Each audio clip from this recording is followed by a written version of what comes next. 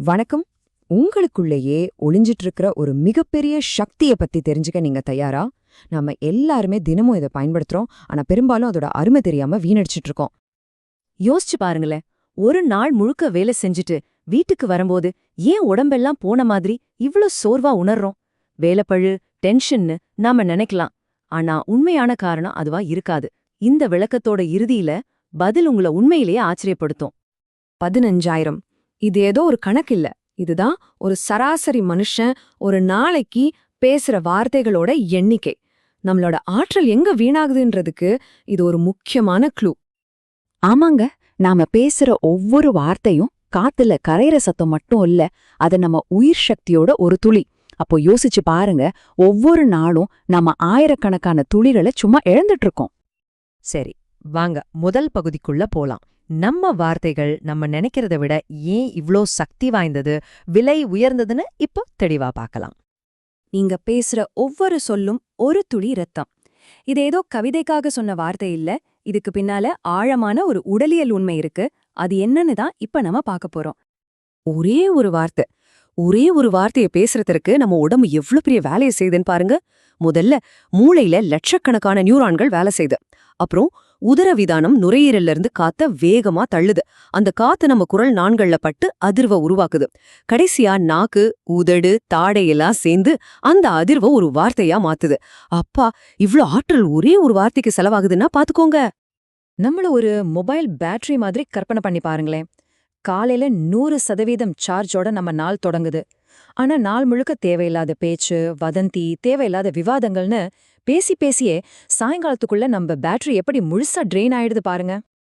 சரி, இந்த ஆற்றல் எப்படிதான் வெளியே கசியுது? அதை விட முக்கியம், இதை நம்மால நிறுத்த முடியுமா? வாங்க பார்க்கலாம். யோக மரபுல இந்த உயிர் ஆற்றல பிராண சக்தின்னு சொல்வாங்க. இதுதான் நம்மள உயிரோட இயக்கத்துல வச்சிருக்கிற சக்தி.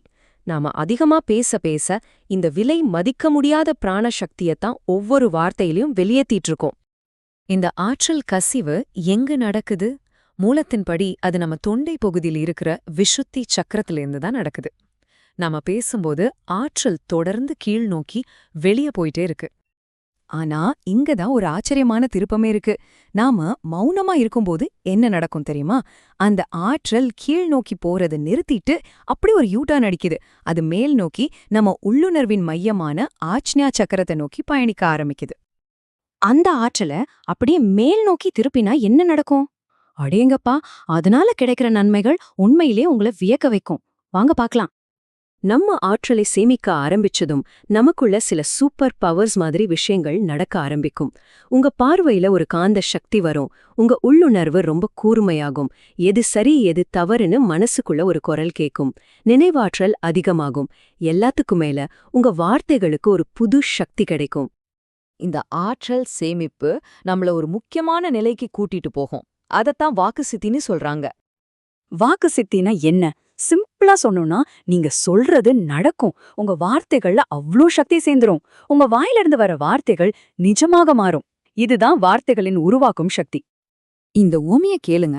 அதிகமா பேசுறவனோட வார்த்தை குண்டில்லாத காலி துப்பாக்கி மாறி.